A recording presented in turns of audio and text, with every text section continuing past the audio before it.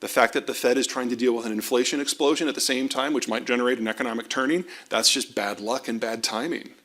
So 5x increase in prices for capital, assuming the Fed stops right now, assuming the war stops right now.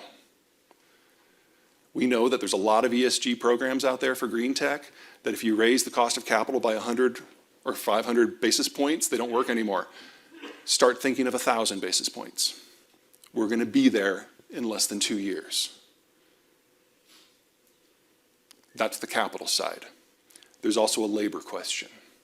The boomers are the largest generation we've ever had. Half of them will be retired by the end of this year. They are being replaced by a smaller generation. We've always known this was going to happen. We've known this was going to happen since the last of the Gen Xers were born in 1980. Are you ready? It's not going to work. This is a structural issue. This isn't people quietly quitting. This isn't COVID, although COVID did speed a few things up. This is demographic. If you want more workers who are 40, you needed to start 41 years ago. That's just how it works. I'm not going to draw a picture for you. Okay, next generation down, Gen X. This is my generation. We are part of the second smallest generation in American history. And when we look at the boomers, I mean, mostly we're just filled with disgust. But we have learned from them, even if it's just learned what not to do. When the boomers entered the market back in the 80s, there were so many of them that they pushed down the cost of labor because they outcompeted each other for wages. That forced most families to put a second worker into the workforce. 2-income families. That generated the pressure that gave the boomers the highest divorce rate in history. Gen X looks at that and is like, wow, we're not doing that. For us, our families and our time are at least as important as our money. So we are far more likely to be single-income households, and we have a much higher marriage preservation rate than the boomers as a result. There are downsides to that. When you've got 800 gajillion boomers and like 112 Xers, and the Xers are the low men on the totem pole, you get the lowest wage increases in American history.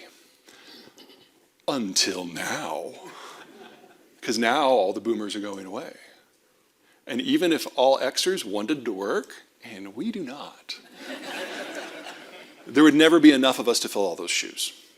So we are now seeing the highest increases in compensation in American history. And it's going to run for at least another 10 years. So for us, we are finally having our day. The rest of you know this is labor inflation, and you can suck it.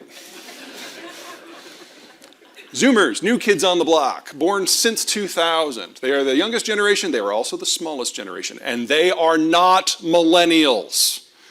Now, millennials have a number of characteristics that are accurate and backed up by the data. Collegiate, cooperative, work well in groups, touchy-feely management skills, their forte, absolutely, strongly supported by the data. That's not the Zoomers. See, the millennials were raised by the boomers. They were told they were special. Whatever. Zoomers were raised by Gen X. We never told them they were special.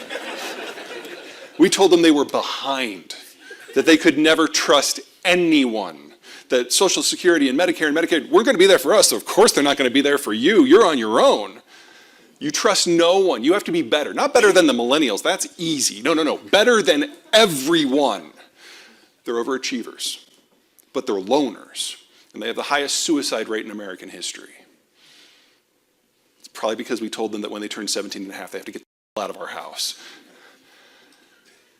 Their dream job is to work in a locked closet coding in the dark.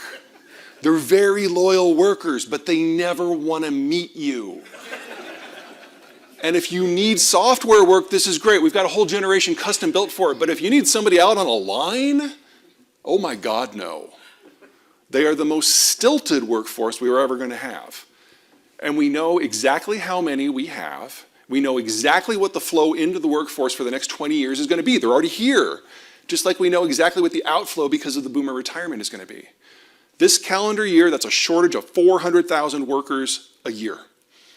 That will probably peak around 2032 at somewhere between 900,000 and 1.2 million shortage. That's our labor environment. We know exactly what it's going to look like for the next decade. Final generation, the millennials. We've talked about some of the positive aspects, so it's only fair to talk about some of the negative. Lazy, entitled, show up for work at the crack of 1 p.m. Data also supports that for half of them. The other half have always done everything we've always expected of them, demanded of them. They graduated from college in 3.5 years. They didn't go to Europe to find themselves for a decade. They went straight into the workforce. And because of it, they got screwed. When the financial crisis hit in 2008, they were the last ones in the door. They were the first ones kicked out. So whether it's because the millennials did everything right or everything wrong, they missed out on 3 to 5 years of core formative work experience in their 20s, and they will never get that back. They are the least skilled worker demographic we have ever had for their age group, and they will be until the day they retire. The hope for the labor market to get back to where we were in 2019 still lies with millennials. Indirectly, it lies with their kids.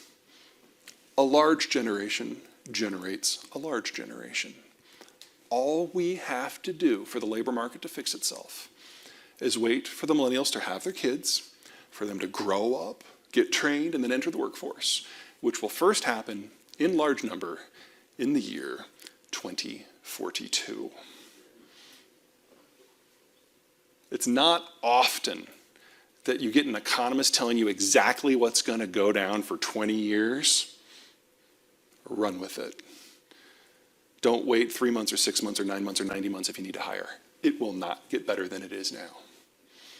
And as awful as that sounds, oh, it is so much better than everywhere else. Here are the big 4 economies. The blue arrows are the American millennial cadre. You'll notice that in Germany and Japan, they don't have it. It just drops off to oblivion. Both of those countries will cease to exist as meaningful economic entities in the first half of this century. We've always known that the German manufacturing model was going to collapse this decade. The energy issue is just bringing the date forward. If you need German equipment, buy it now, but don't count it on actually arriving. They probably don't have enough time left for that. Top right, there's China. Now it looks like opposite that blue arrow for the millennials, you've got that spike in the Chinese demographics, and that's 120, 130 million people. That's a lot. Or is it? Now this was already the world's fastest aging workforce before COVID. In the last 2 years, the Chinese have started to update their demographic data, and they're now admitting publicly that they have overcounted their population by at least 100 million people, all of whom would have been born since the one-child policy was adopted 40 years ago. So people 40 and under.